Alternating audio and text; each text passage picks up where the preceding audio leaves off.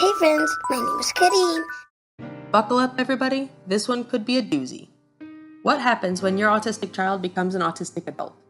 It may seem like 18 is very far away for your child, but now is the time to start planning for their future, and yours. Once your child turns 18, you will no longer have unobstructed access to their banking, health, or school information. Some students can receive school services until the age of 21, but many are finished with school by 18 or 19. Your IEP team should have begun a transition plan with you and your student in 9th grade, so everyone is prepared.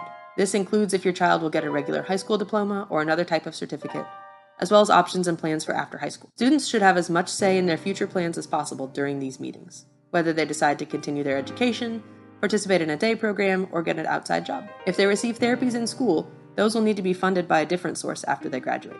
Providing for your child will always be your job, and if they have significant needs, it can be a very daunting task. Where will the money come from? Where will they live? How will they manage their health when I'm gone? These are the kinds of questions that keep parents up at night. So for this talk, I called in an expert mom of an adult with autism. Her name is Carol, and here are her recommendations. Step 1. Set up your finances early. She suggests setting up a special needs trust and an ABLE account while your child is still young. The trust allows for money to take care of your child after your death, and the ABLE account will allow you and your child to put money away without limiting their government benefits. Since many autistic children and adults rely on supplemental Social Security income, and that's determined partly by income level, this is key. Step 2.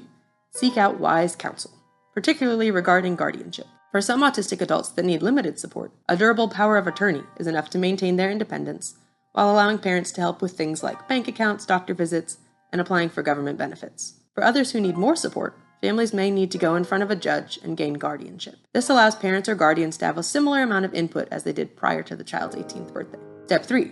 Be involved with housing options. Nobody knows your child as well as you do, so keep that in mind as you explore the different housing options for your now adult. Many autistic adults continue to live at home or move in with a friend after high school. The mom I spoke with mentioned that her son tried to live with a neurotypical roommate, but found he was better suited to live with another adult on the autism spectrum, because they have a mutual understanding of each other's idiosyncrasies.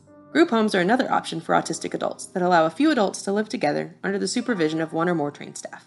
Group homes may have extensive wait lists and are primarily run by independent companies, so they can get expensive, but they are still an option. Step 4. Stay involved with healthcare. You are your child's biggest advocate in all arenas, but their health is an especially important one. Many autistic people have disorders as well as autism, like ADHD, OCD, or epilepsy. These all require medication management, but that management should be treated through the lens of the whole person. If you can find a psychiatrist who has many autistic clients, they're more likely to take that into consideration. Same goes for reproductive health. You should be talking to your child early and often about sexuality and birth control. I know it can get awkward, but it's worth doing. Their doctor should also go over options with them in order to make the wisest and most informed decisions regarding sexual health. It's so easy to always think of your child as your little baby or as their developmental age instead of their chronological age. But that kind of thinking can be damaging in the long run. Step 5. Find respite. This was Carol's biggest point and one she made often during our conversation. Especially when your child is no longer in school for a majority of the day, parents need time. If your child has a waiver and receives some respite hours before adulthood, those hours may need adjustment after high school. Seek out day programs if your child's not working in order to provide some social outings and allow parents to recharge. This may also be a good way to get in touch with other parents of autistic adults. Some summer camps and programs cater to autistic teens and young adults. If there are not camps or programs near you, consider reaching out in parent groups to see if you can partner with parents and provide respite for each other throughout the year. Carol also suggested reading a little about autism every day.